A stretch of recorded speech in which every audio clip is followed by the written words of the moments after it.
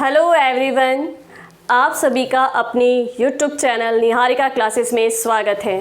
कैसे हैं आप सभी मस्त होंगे, स्वस्थ होंगे और अपनी अपनी तैयारी में व्यस्त होंगे। हमने हमारी पिछली क्लास में जो है हाई लेवल लैंग्वेज के बारे में पढ़ना शुरू कर दिया था और हाई लेवल लैंग्वेजेस में हमने 4 हाई लेवल लैंग्वेज को पढ़ लिया था। आज उसके बाद वाली जो भी हाई लेवल लैंग्वेज और बची हैं उनको हम आज की क्लास में कंप्लीट करने की पूरा प्रयास करेंगे। उससे पहले कि आप ऊर्जावान बने रहें और आपकी तैयारी इसी तरीके से लगातार चलती रहे, उसके लिए मेरे आपसे कुछ 2 शब्द हैं। पहले वो 2 शब्द आपको सुनने होंगे। छोटे छोटे कदमों से ही सही, छोटे छोटे कदमों से ही सही मंजिल ज़रूर पानी है। राजस्थान पुलिस कांस्टेबल की तैयारी करने वालों, इस वर्ष वर्दी ज़रूर पहननी है।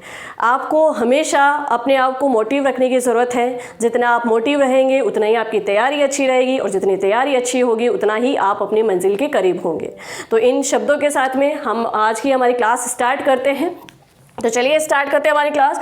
जो हमने पिछली क्लास देखी थी उसमें हमने लो लेवल लैंग्वेज के बारे में भी पढ़ा और हाई लेवल लैंग्वेज के बारे में भी पढ़ा। और हाई लेवल लैंग्वेज में हम लोग जो है 4 हाई लेवल लैंग्वेज को पढ़ चुके हैं। फ्रोटान के बारे में पढ़ चुके हैं हम, ठीक है। उसके बाद में हम लोगों ने कोबोल के बारे में पढ़ लिया। साथ ही साथ में हमने थर्ड जनरेशन की बात करें तो थर्ड जनरेशन में यूज़ की गई बेसिक और पास्कल, इन दोनों लैंग्वेज के बारे में भी हम लोग पढ़ चुके हैं। तो टोटल इन 4 हाई लेवल लैंग्वेज के बारे में हमने हमारी पिछली क्लास में पढ़ लिया है। आज हम स्टार्ट करने वाले हैं इसके बाद की जो भी हाई लेवल लैंग्वेजेस हैं जहाँ से प्रश्न आते ही आते हैं, उन सब के बारे में हम बात करेंगे। तो स्टार्ट करते हैं। नेक्स्ट हम बात करें तो हाई लेवल लैंग्वेज में एक लैंग्वेज होती है लिस्प। लिस्प लैंग्वेज की बात करें तो यहाँ से भी प्रश्न बनते हैं। प्रश्न यहाँ से क्यों बनेंगे? क्योंकि अगर बात की जाए हाई लेवल लैंग्वेज की, उच्च स्तरीय प्रोग्रामिंग भाषाओं की, तो कंप्यूटर के अंदर अगर हम बात करें तो सबसे पहले जो हाई लेवल लैंग्वेज शुरू की गई थी वो थी फोर्टान। और बात करें फोर्टान के बाद में कि भाई दूसरी हाई लेवल लैंग्वेज कौन सी आई थी, तो दूसरी हाई लेवल लैंग्वेज आई थी लिस्प, ठीक है। इसलिए ये ज़रूरी है क्योंकि इस पर भी प्रश्न बने हुए हैं और पूछे जा सकते हैं। लिस्प की बात करें तो सबसे पहले कि भाई इसका पूरा नाम क्या है। लिस्प की बात किया जाए तो इसका फुल नेम या इसका पूरा नाम होता है लिस्ट प्रोसेसिंग। लिस्ट प्रोसेसिंग, ठीक है। चलिए, तो आपको इसकी फुल फॉर्म मालूम चल गई। ज़रूरी नहीं है कि हमेशा कि विकास कब हुआ, ये लैंग्वेज कहाँ उपयोग की जाती है, ऐसे ही प्रश्न बने। इनकी फुल फॉर्म पे भी प्रश्न बन सकते हैं, तो आपको इनकी फुल फॉर्म भी याद रखनी है। तो लिस्ट प्रोसेसिंग इसकी फुल फॉर्म है। फिर बात करें कि कब विकसित की गई, तो 1958 में हम बात करें तो जॉन मैकार्थी के द्वारा 1958 में जॉन मैकार्थी के द्वारा इसको कंप्यूटर के क्षेत्र में विकसित किया गया। अब ऐसी क्या ज़रूरत पड़ी, जब फोर्टान हाई लेवल लैंग्वेज शुरू हो ही चुकी थी तो फिर हमें उसके बाद दोबारा से फिर से हाई लेवल लैंग्वेज की आवश्यकता क्यों पड़ी? फोर्टान की हम बात करें तो फोर्टान का एक सीमित क्षेत्र था कि वो गणित के क्षेत्र में, विज्ञान के क्षेत्र में और इंजीनियर के क्षेत्र में ही हम उसमें लिखे हुए प्रोग्रामों को हम यूज़ कर सकते थे, ठीक है। लेकिन अगर बात करें कि हमें अगर शिक्षा के क्षेत्र में भी कोई प्रोग्राम बनाना है तो हम कैसे, किस भाषा का उपयोग करेंगे, उस समय हमें किस हाई लेवल लैंग्वेज का यूज़ करना पड़ेगा। तो शिक्षा के क्षेत्र में या अदर किसी और क्षेत्र में भी जो है हम कंप्यूटर में प्रोग्राम बनाकर उनका काम ले सके, उसके लिए फिर एक हाई लेवल लैंग्वेज आई और वो हाई लेवल लैंग्वेज कौन सी है? लिस्प है, ठीक है। तो अगर आपको याद रखना है तो याद क्या रखेंगे कि पहली चीज़ तो ये कि दूसरी सबसे पुरानी हाई लेवल लैंग्वेज है। दूसरी सबसे पुरानी हाई लेवल लैंग्वेज है लिस्प, जिसको 1958 में जॉन मैकार्थी द्वारा बनाया गया था। फिर अगर बात करें कि भाई इसका उपयोग क्या है, तो इसमें लिखे गए प्रोग्राम अधिक तेज़ी से रन करते हैं। इसलिए फोर्टान के बाद में अगर सबसे ज़्यादा कंप्यूटर क्षेत्र में हम बात करें तो हाई लेवल लैंग्वेज में लिस्प का बहुत प्रयोग किया गया, क्योंकि इसमें जो प्रोग्रामिंग की गई थी वो प्रोग्रामिंग अगर आप किसी भी कंप्यूटर सिस्टम पे चलाओ बहुत तेज़ी से रन करते हैं, यानी कंप्यूटर में काम करना और आसान हो गया था और कंप्यूटर की स्पीड भी क्या हो गई थी, स्पीड भी बढ़ गई थी, ठीक है। तो यहाँ पर आप लिखेंगे कि इसका उपयोग क्या है तो इसमें लिखे गए प्रोग्राम तेज़ी से रन करते हैं,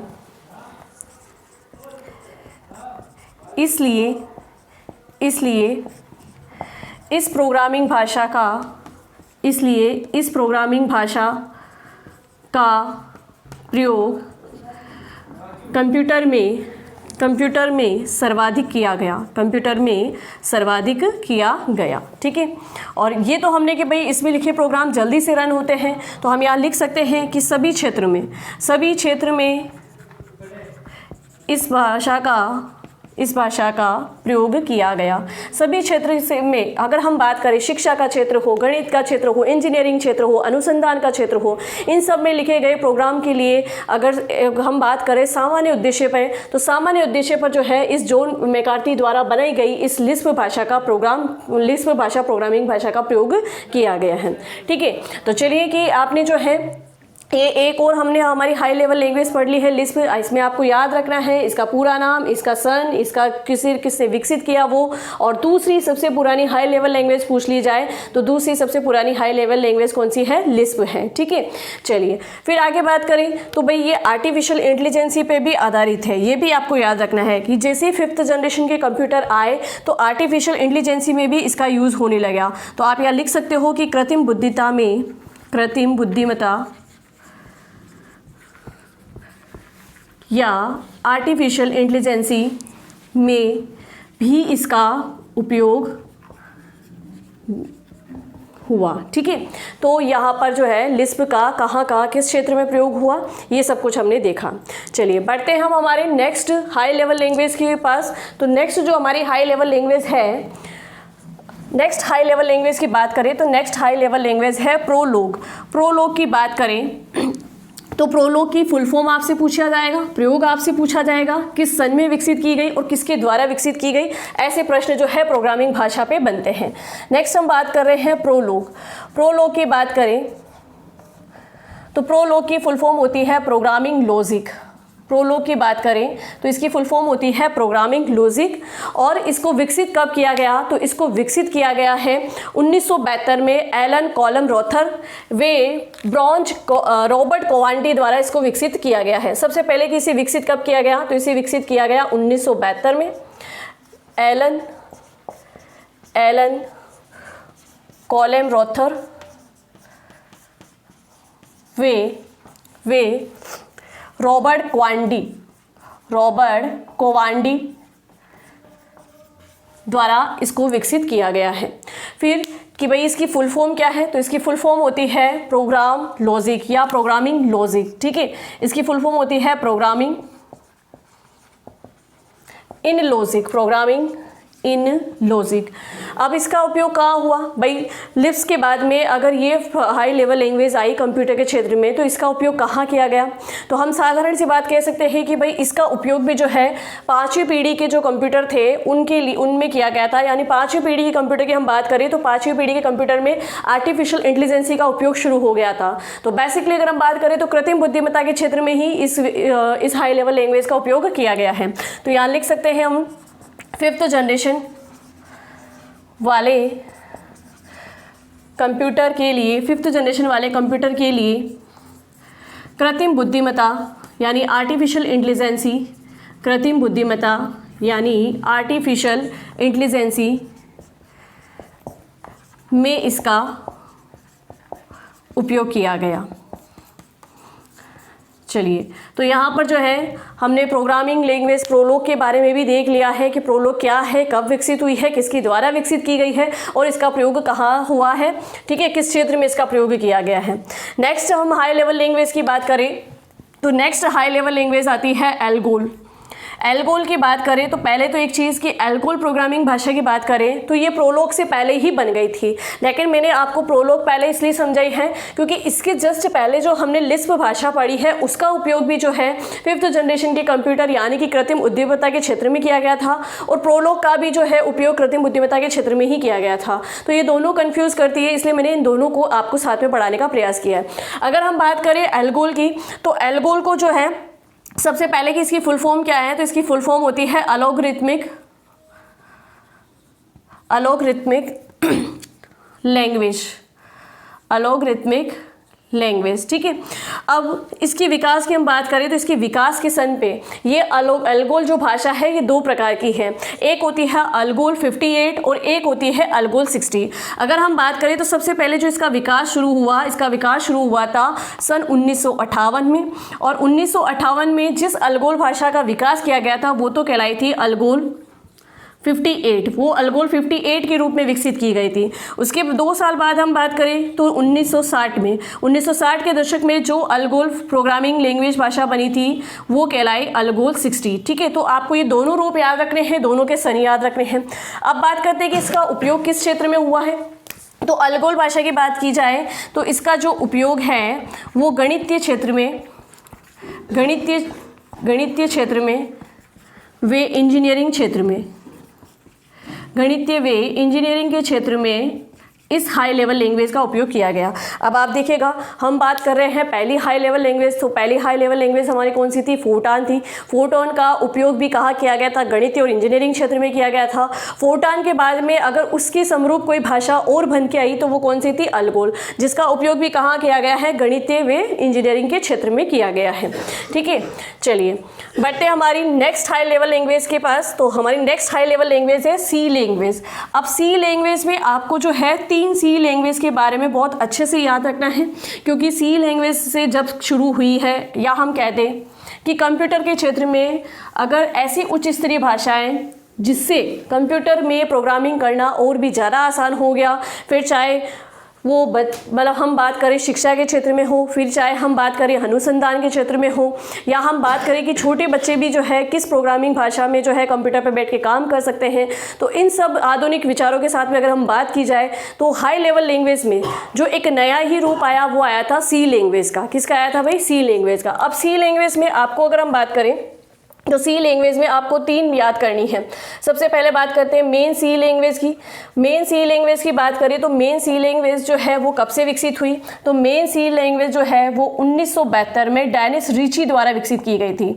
डेनिस रिची द्वारा विकसित की थी। एक आपको इसके बारे में पढ़ना है। नेक्स्ट अगर मैं बात करूँ तो C++ लैंग्वेज, ठीक है, एक इसके बारे में पढ़ना है। इसको 1972 में जॉन स्ट्रूप द्वारा विकसित किया गया था। जॉन स्ट्रूप द्वारा विकसित किया गया था। ठीक है, और एक आपको पढ़ना है सी शार्प लैंग्वेज के बारे में पढ़ना है। अब ये सी शार्प लैंग्वेज क्या है और किस क्षेत्र में काम में ली जाती है, इसका भी विकास जो है 1972 में ही हुआ है। ठीक है, तो इन तीनों के बारे में आपको पढ़ना है। और अगर सी प्रोग्रामिंग लैंग्वेज से अगर कहीं से प्रश्न बनते हैं तो इन तीनों लैंग्वेज के इर्द गिर्द ही प्रश्न बनेगा। ठीक है, और उसमें भी अगर मैं बात करूं तो सबसे इंपॉर्टेंट जो है C++ लैंग्वेज है, इसको आपको ध्यान रखना है। तो चलिए कि सी लैंग्वेज क्या है। सी लैंग्वेज 1972 में डेनिस रिची द्वारा विकसित की गई थी। अगर हम बात करें सी लैंग्वेज की तो भाई कंप्यूटर के क्षेत्र में हाई लेवल लैंग्वेज की आधारभूत भाषा अगर किसी को माना गया है तो वो आधारभूत भाषा कौन सी है? वो आधारभूत भाषा है सी लैंग्वेज। अब सी लैंग्वेज जब कंप्यूटर के क्षेत्र में आई तो इससे कंप्यूटर के क्षेत्र में क्या प्रगति हुई, ऐसा क्या इसने परिवर्तन किया कि भाई हाई लेवल लैंग्वेज में सबसे ज़्यादा उपयोग सी लैंग्वेज का होने लगा। वैसे अगर हम बात करें तो सी लैंग्वेज बहुत ज़्यादा कठिन है, बहुत कठिन प्रोग्रामिंग भाषा है, लेकिन इसके प्रयोग से कंप्यूटर में कार्य करना आसान हो गया। पहली चीज़, इसकी क्या क्या विशेषता है जिसके कारण ये उपयोग में आई। इसकी विशेषता की हम बात करें तो जैसे कि छोटे छोटे सॉफ्टवेयर जो बनाने हैं, उन छोटे सॉफ्टवेयर को बनाने के लिए इसी प्रोग्रामिंग भाषा का प्रयोग किया गया। तो छोटे सॉफ्टवेयर बनाने के लिए ऐसी प्रोग्रामिंग भाषा का प्रयोग हुआ, तो इससे एक काम और भी आसान हुआ कि छोटे कंप्यूटरों में भी जो है हम हाई लेवल लैंग्वेज में लिखे गए प्रोग्रामों का उपयोग कर सकें। ठीक है, तो उसके लिए इसका उपयोग शुरू हुआ। तो पहली चीज़ कि भाई सी लैंग्वेज, तो यहाँ हम लिख सकते हैं कि इसके द्वारा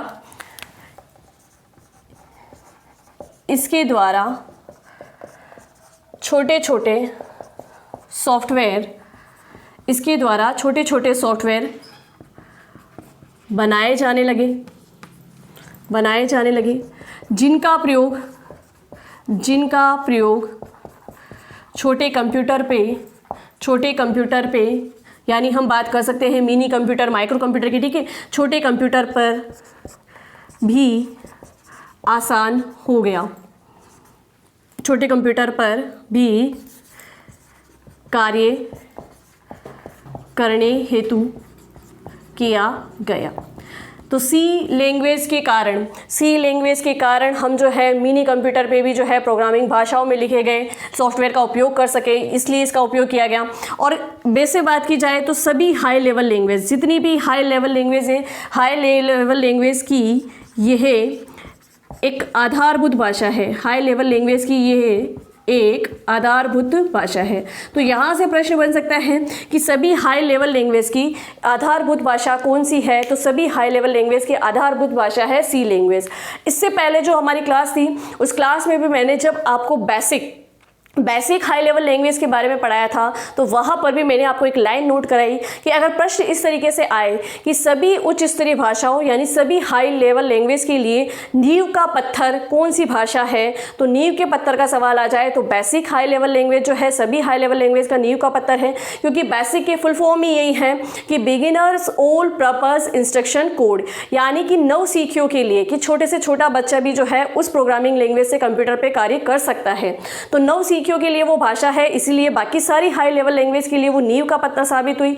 उसके बाद अगर हम बात करें सी लैंग्वेज की, तो इसे हाई लेवल लैंग्वेज की आधारभूत भाषा क्यों कहेंगे, क्योंकि इसके द्वारा जो है छोटे सॉफ्टवेयर प्रोग्रामिंग किए जा सकते हैं, और छोटे छोटे सॉफ्टवेयर अगर प्रोग्रामिंग हो सकते हैं तो उनको छोटे कंप्यूटर पे काम भी लिया जा सकता है। तो ये दोनों चीज़ें आपको याद रखनी है। चलिए आगे नेक्स्ट बढ़ते हैं। नेक्स्ट अगर हम बात करें सी प्लस प्लस लैंग्वेज की, तो सी प्लस प्लस लैंग्वेज जो है वो सी लैंग्वेज से ही बनकर आई है। हम यूँ कह सकते हैं कि अब सी प्लस प्लस लैंग्वेज का आधारभूत पूछा जाए, इसका बेस पूछा जाए, तो इसका बेस, इसका आधार क्या है भाई, ये सी लैंग्वेज ही इसका आधार है। ठीक है, अब सी प्लस प्लस लैंग्वेज 1972 में जॉन स्ट्रास्टरूप ने ही किया है इसका विकास। अब सी प्लस प्लस लैंग्वेज की अगर हम बात करें तो ये सी लैंग्वेज से भी थोड़ी ज़्यादा कठिन है। इस भाषा में प्रोग्रामिंग करना बहुत ही ज़्यादा कठिन है, लेकिन जैसे जैसे कंप्यूटर का विकास हुआ, कंप्यूटर को हमने जब विभिन्न प्रकार के क्षेत्र में इसका उपयोग करना शुरू कर दिया, तो हमें ऐसी हाई लेवल लैंग्वेज की आवश्यकता भी पड़ी कि प्रोग्रामिंग जो है थोड़ा कठिन हो सके। तो उन कठिन प्रोग्रामिंग के लिए जो है कौन सी लैंग्वेज यूज़ की गई, C plus plus language.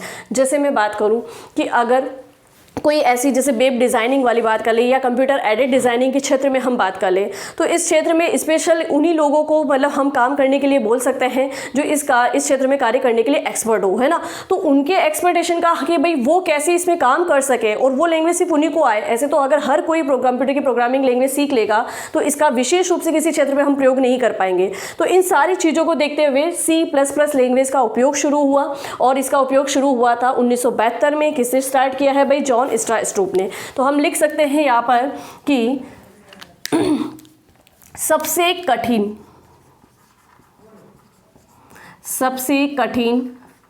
High level language है, सबसे कठिन हाई लेवल लैंग्वेज है। ठीक है, इसमें प्रोग्रामिंग होने के पश्चात हम कह सकते हैं कि कंप्यूटर के क्षेत्र में और ज़्यादा विकास हुआ। तो इस भाषा के उपयोग से सामान्यतः अनुसंधान के क्षेत्र में कंप्यूटर का प्रयोग ज़्यादा किया जाने लगा। ठीक है, तो ये है सी प्लस प्लस लैंग्वेज। फिर आगे बात करें सी शार्प लैंग्वेज की, तो सी शार्प लैंग्वेज भी 1972 में ही बनाई गई है।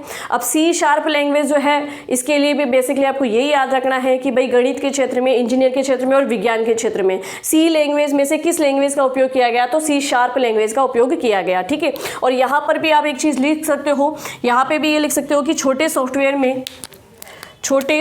में भाई इसका भी प्रयोग जो है छोटे छोटे सॉफ्टवेयर की प्रोग्रामिंग करने हेतु इसका उपयोग किया गया। ठीक है, चलिए तो अब देखो सी शार्प आपने पढ़ लिया है, सी प्लस प्लस लैंग्वेज आपने पढ़ ली है, सी लैंग्वेज आपने पढ़ ली है। अब आपको एक चीज़ और यहाँ पर अच्छे से पढ़नी है। अच्छे से क्या पढ़नी है, अगर मैं बात करूँ सी लैंग्वेज की और मैं बात करूँ सी प्लस प्लस लैंग्वेज की, ये दोनों एक प्रकार की ऑब्जेक्ट ओरिएंटेड लैंग्वेज है। तो यहाँ पर देखो कि पहले ये चीज़ आपने अगर लिख ली हो तो मैं इसको यहाँ से इरेज करूँगी, और नेक्स्ट इसके लिए एक पॉइंट और लिखवाऊंगी मैं आपको कि भाई ये जो सी प्लस लैंग्वेज है और और जो सी लैंग्वेज है ये एक प्रकार की ऑब्जेक्ट ओरिएंटेड लैंग्वेज है। सबसे पहले बात करते हैं हम सी लैंग्वेज में। तो सी लैंग्वेज की बात करें तो ऑब्जेक्ट ओरिएंटेड लैंग्वेज है। अब यहाँ से भी प्रश्न बन सकता है कि ऐसी कौन सी लैंग्वेज है जो ऑब्जेक्ट ओरिएंटेड लैंग्वेज है। Object oriented language. अब अगर हम बात करें कि भाई हाई लेवल लैंग्वेज में या उच्च स्तरीय भाषाओं में ये ऑब्जेक्ट ओरिएंटेड लैंग्वेज किसे कहेंगे।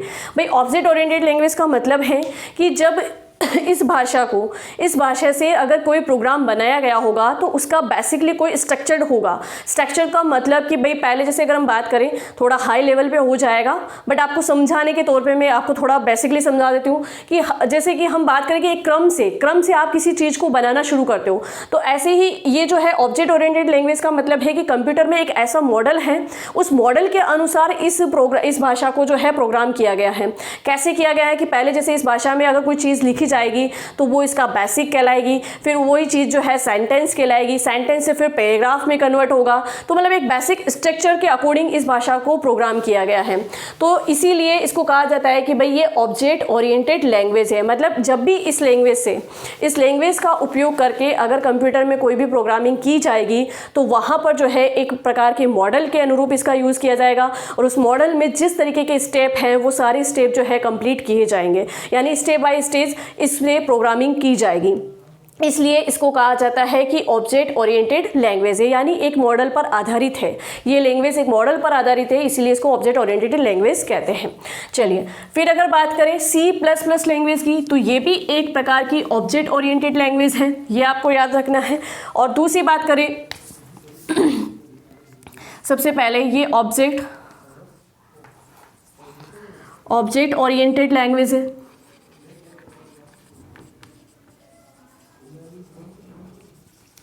दूसरी अगर हम बात करें तो ये जनरल पर्पस प्रोग्रामिंग लैंग्वेज है। जनरल पर्पस प्रोग्रामिंग लैंग्वेज है। तो यहाँ से भी प्रश्न बन सकते हैं कि भाई जनरल पर्पस प्रोग्रामिंग लैंग्वेज कौन सी है। अगर सी में पूछा जाए, सी लैंग्वेज में पूछा जाए तो जनरल पर्पस प्रोग्रामिंग लैंग्वेज कौन सी है, तो जनरल पर्पस प्रोग्रामिंग लैंग्वेज है C++।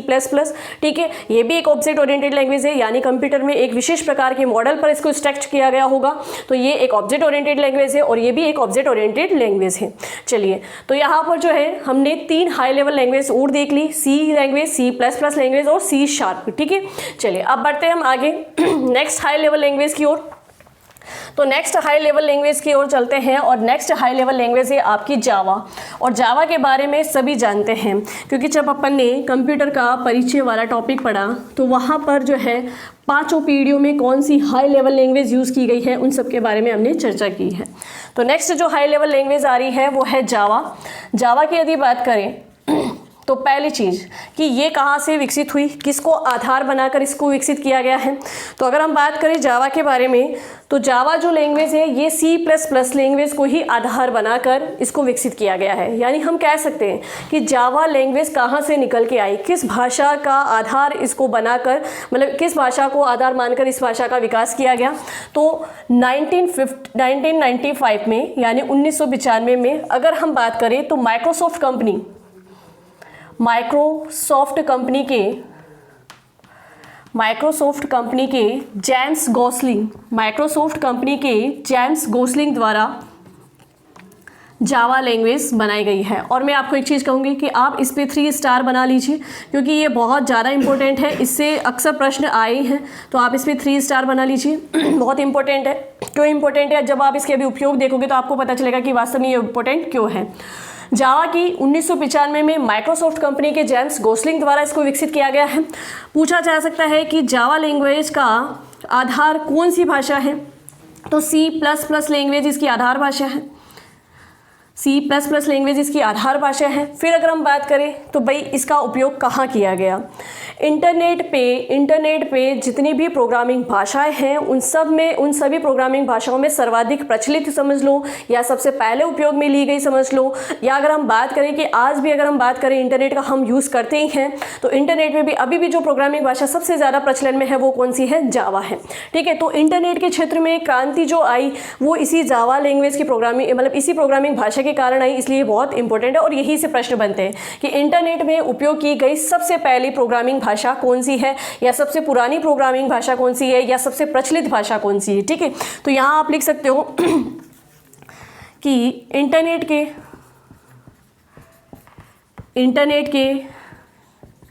क्षेत्र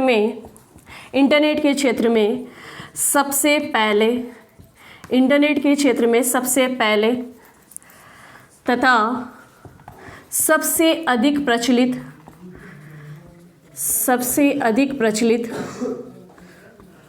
प्रोग्रामिंग भाषा तो कौन सी है भाई? जावा है। ठीक है, यानी इंटरनेट पर जितनी भी वेबसाइट्स हैं, जितने भी वेब पेजेस हैं, उन सब पे जो कोडिंग की गई होगी वो मेनली जावा लैंग्वेज में ही की गई है।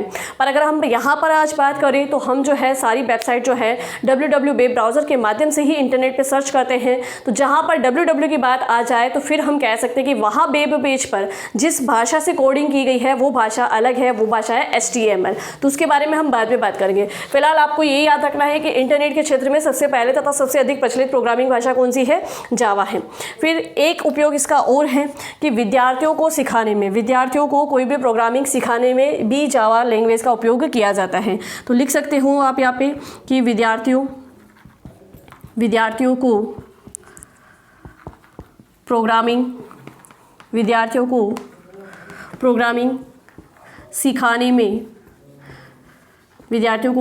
सिखाने में भी इसका उपयोग होता है। ठीक है, तो जावा लैंग्वेज दो तरीके से बहुत ज़्यादा इंपॉर्टेंट है और इन दोनों पे से कोई भी प्रश्न आपको एग्जाम में देखने को मिल सकता है, आपको याद रखना है। मेनली अगर मैं बात करूँ तो आपको ओवरऑल एक ही चीज़ इसके लिए याद रखनी है कि इंटरनेट की भाषा कौन सी है? इंटरनेट की भाषा है जावा। ठीक है, चलिए, तो हमने जो है एक और हमारी हाई लेवल लैंग्वेज कंप्लीट कर ली है, जावा लैंग्वेज। अब जो है हम नेक्स्ट लैंग्वेज की बात करें। अब जब इंटरनेट की बात आई है तो नेक्स्ट एक हाई लेवल लैंग्वेज में आपको HTML के बारे में भी बताना चाहूँगी, क्योंकि हम लोगों ने जो है ऑपरेटिंग सिस्टम सॉफ्टवेयर को अच्छे से पढ़ लिया है और ऑपरेटिंग सिस्टम सॉफ्टवेयर के बारे में जब पढ़ा तभी हमारी थोड़ी सी वेब ब्राउज़र को लेकर चर्चा हो चुकी है। और अगर हम बात करें तो हमारी क्लास में हमारे चैनल पर इंटरनेट वाला टॉपिक भी करा दिया गया है, वहाँ पर भी हमने वेब ब्राउज़र वेबसाइट्स के बारे में बातें कर ली है, मतलब जानकारी ले ली है। तो HTML सभी को पता भी होगा क्योंकि हम पढ़ चुके हैं पहले। HTML हाई लेवल लैंग्वेज की बात करें तो सबसे पहले कि इसकी फुल फॉर्म क्या है, तो इसकी फुल फॉर्म की बात करें तो इसकी फुल फॉर्म होती है hypertext markup language. Hypertext markup language. अब अगर हम बात करें कि मेन इसका उपयोग कहाँ है, तो जब ये इस तरीके से प्रश्न आ जाए कि वेब डिज़ाइनिंग हेतु, वेब डिज़ाइनिंग का मतलब है कि जितनी भी वेबसाइट्स हैं और उन वेबसाइट्स पे अगर हम जब वेबसाइट को सर्च करते हैं तो जो पेजेस खुलते हैं वो पेज कहलाते हैं वेब पेज। अब उन वेब पेज पे जो भी इंफॉर्मेशन लिखी हुई है वो इंफॉर्मेशन किस लैंग्वेज में कोडिंग की गई है, तो वो इंफॉर्मेशन जो है HTML उच्च स्तरीय भाषा यानी HTML हाई लेवल लैंग्वेज में ही कोडिंग की गई है। तो सभी वेब पेजों की जो मेन हाई लेवल भाषा है वो कौन सी है? वो है HTML हाइपरटेक्स्ट मार्कअप लैंग्वेज। और आपने देखा भी होगा जब हम लोगों ने वेब ब्राउज़र के बारे में पढ़ा तो मैंने आपको बताया भी था कि किसी भी वेबसाइट को हम जब सर्च करते हैं तो हम सबसे पहले टाइप करते हैं HTTP। अब ये HTTP क्या है? बेसिकली ये प्रोटोकॉल है।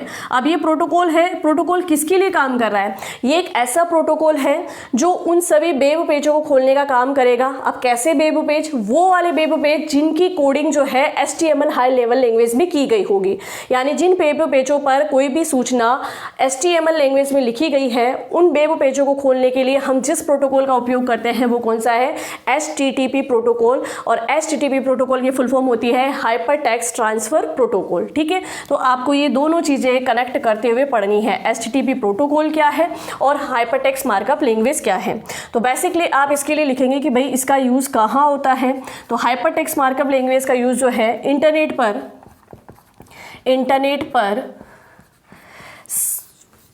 ऐसे वेब पेज, इंटरनेट पर ऐसे वेब पेज जिनकी कोडिंग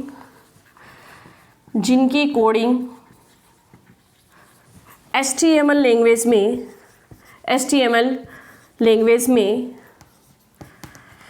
की गई है, या ये कह दो कि ऐसे वेब पेज इंटरनेट पर वेब पेजों की कोडिंग करने हेतु इस लैंग्वेज का उपयोग किया जाता है। क्लियर हो गई ये बात। चलिए, तो हाइपर टेक्स्ट मार्कअप लैंग्वेज भी एक प्रकार से किसकी लैंग्वेज है भाई, ये इंटरनेट की ही लैंग्वेज है, इंटरनेट पे उपयोग की गई लैंग्वेज है, तो इंटरनेट की भाषा लिख सकते हैं आप इसको।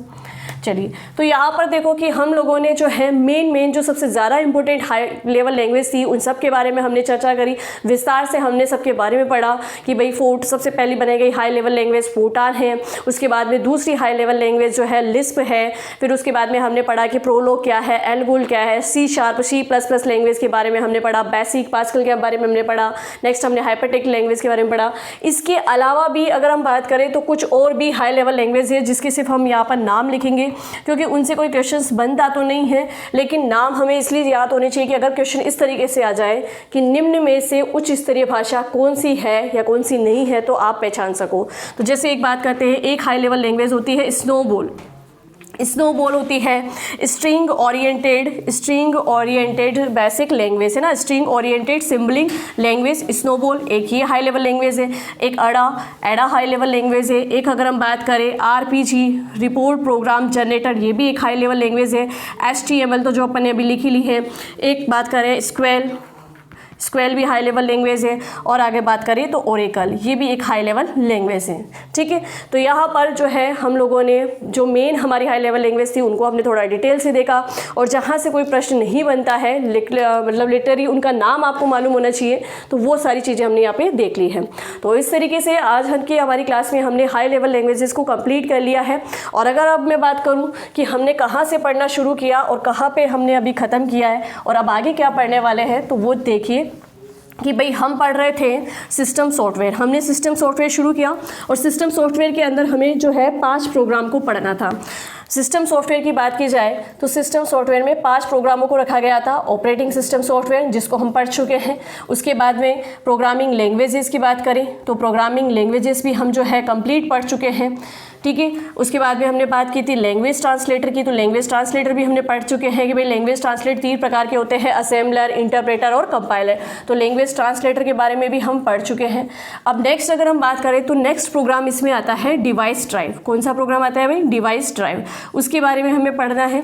और एक प्रोग्राम है जो इसी में हम रखेंगे यूटिलिटी प्रोग्राम, और पढ़ेंगे इसको हम अलग से क्योंकि यूटिलिटी सॉफ्टवेयर को हमने अलग भी रखा है। ठीक है, एक होता है यूटिलिटी प्रोग्राम। तो ये 5 प्रकार के प्रोग्राम जो है किस में रखे गए हैं? सिस्टम सॉफ्टवेयर में। तो 3 के बारे में हम लोगों ने बहुत अच्छे से चर्चा कर ली है, कैसे क्वेश्चंस एग्जाम में मिलेंगे वो भी हमने सब कुछ देख लिया है। नेक्स्ट हम स्टार्ट करने वाले हैं डिवाइस टाइप, और उसके बाद हम स्टार्ट करेंगे यूटिलिटी प्रोग्राम। लेकिन यूटिलिटी प्रोग्राम को एक अलग ही सॉफ्टवेयर में भी हमने रखा है, यूटिलिटी सॉफ्टवेयर में। तो हम जो अगर कहें तो यूटिलिटी सॉफ्टवेयर से ही हम हमारी नेक्स्ट क्लास को स्टार्ट करेंगे। तो अभी हम देख लेते हैं कि भाई डिवाइस ड्राइव क्या प्रोग्राम होते हैं। डिवाइस ड्राइव की बात करें तो कंप्यूटर के अंदर किसी भी डिवाइस को कनेक्ट करने के लिए उस डिवाइस से संबंधित सॉफ्टवेयर कंप्यूटर में होना ज़रूरी है। अगर हम बात करें तो कंप्यूटर में या कंप्यूटर की मेमोरी में ऐसे सॉफ्टवेयर जो किसी डिवाइस को चलाने के लिए काम में के लिए जाते हैं, वही सॉफ्टवेयर वही प्रोग्राम क्या कहलाते हैं? डिवाइस ड्राइव कहलाते हैं। या हम कह दें कि कंप्यूटर की मेमोरी में अगर किसी भी डिवाइस से संबंधित उसका डिवाइस ड्राइव प्रोग्राम नहीं होगा तो वो डिवाइस काम नहीं करेगी। जैसे अगर हम बात करें कि भाई प्रिंटर को ले लो आप, अगर आप कंप्यूटर सिस्टम में प्रिंटर को कनेक्ट करते हैं और आप चाहते हैं कि प्रिंटर रेस्पॉन्स भी करे, तो प्रिंटर रेस्पॉन्स जब ही करेगा तब जब प्रिंटर से संबंधित सॉफ्टवेयर जो है आपके कंप्यूटर की मेमोरी में होना चाहिए, ताकि वो उसे कमांड दे, तभी तो उस डिवाइस के पास कमांड पहुंचेगी और वो उस तरीके से काम करेगी। भाई उस डिवाइस को चलाने के लिए उस डिवाइस को भी तो कोई ऑर्डर देना चाहिए ना कि भाई कैसे काम करना है। और वो ऑर्डर कहाँ होते हैं? वो ऑर्डर होते हैं जितने भी ये डिवाइस ड्राइव प्रोग्राम होते हैं। तो प्रत्येक डिवाइस जिसको आप कंप्यूटर से कनेक्ट करते हो उनको चलाने के लिए कंप्यूटर में प्रोग्रामों का समूह होना ज़रूरी है, और प्रोग्रामों का वही समूह या वही सॉफ्टवेयर क्या कहलाता है? डिवाइस ड्राइव सॉफ्टवेयर कहलाता है। तो चलिए डिवाइस ड्राइव सॉफ्टवेयर के लिए हम लिख लेते हैं डिवाइस ड्राइव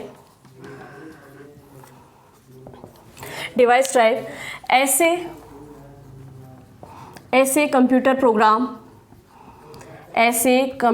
प्रोग्राम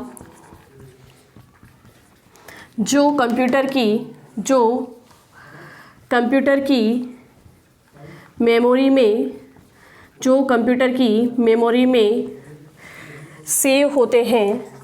की मेमोरी में सेव होते हैं, जिनसे किसी डिवाइस को कार्य करवाया जाता है। ये भी लिख सकते हैं, या फिर आप लिख सकते हो कि अर्थात कंप्यूटर में किसी डिवाइस को कनेक्ट करने के लिए कंप्यूटर की मेमोरी में डिवाइस ड्राइव उस डिवाइस से संबंधित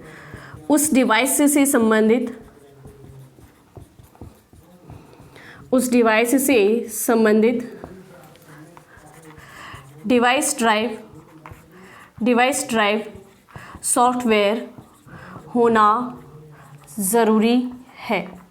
ठीक है, तो बेसिकली आपको समझ में आ ही गया होगा कि भाई डिवाइस ड्राइव कैसे प्रोग्राम है। डिवाइस ड्राइव एक प्रकार के सिस्टम सॉफ्टवेयर है, और ये इस प्रकार के सॉफ्टवेयर है जिनका प्रयोग हम कंप्यूटर में किसी डिवाइस को कनेक्ट करने के लिए करते हैं। किसी डिवाइस को कनेक्ट करके उससे काम कैसे करवाना है, इसके लिए हम इस डिवाइस ड्राइव का उपयोग करते हैं। ठीक है, तो ये हम लोगों ने सिस्टम सॉफ्टवेयर में जो 4 प्रोग्राम थे उन चारों प्रोग्राम के बारे में पढ़ लिया है। पूरा ही हमने सिस्टम सॉफ्टवेयर कंप्लीट कर लिया है। सिस्टम सॉफ्टवेयर का जो नेक्स्ट प्रोग्राम था यूटिलिटी सॉफ्टवेयर, उसको हम अलग से एक यूटिलिटी सॉफ्टवेयर के बारे में पढ़ेंगे, तब पढ़ेंगे। तो तब तक के लिए बस आप ऐसे ही पढ़ते रहिए और अपनी तैयारी को मजबूत करती रहिए, और रिवाइज पे रिवाइज ज़रूर कीजिएगा, क्योंकि रिवाइज बहुत ज़रूरी है। जितना आप रिवाइज करेंगे उतनी ही आपकी तैयारी मजबूत होगी। मिलते हैं हम हमारी नेक्स्ट क्लास में। और एक आवश्यक सूचना आपके लिए, जो कि मैंने मेरी पिछली क्लास में भी दी है, कि निहारिका क्लासेस का ऐप आ चुका है, वह आप ऐप डाउनलोड कर लीजिए। हमारे टेलीग्राम चैनल को भी आप ज्वाइन कीजिएगा। टेलीग्राम चैनल पर उसका लिंक दिया हुआ है, तो आप हमारे ऐप को डाउनलोड कीजिए। वहाँ पर जो है कांस्टेबल की अभी हमने एक फ्री टेस्ट सीरीज़ रख रखी है, वो फ्री टेस्ट सीरीज़ आप उसका लाभ उठा सकते हैं। और आगे भी हम जो टेस्ट सीरीज़ लाने वाली हैं उसकी सारी सूचना आपको हमारे ऐप पे ज़रूर मिलेगी। तो हमारे ऐप को डाउनलोड करना ना भूलिए। मिलते हैं हमारी नेक्स्ट क्लास में। Thank you.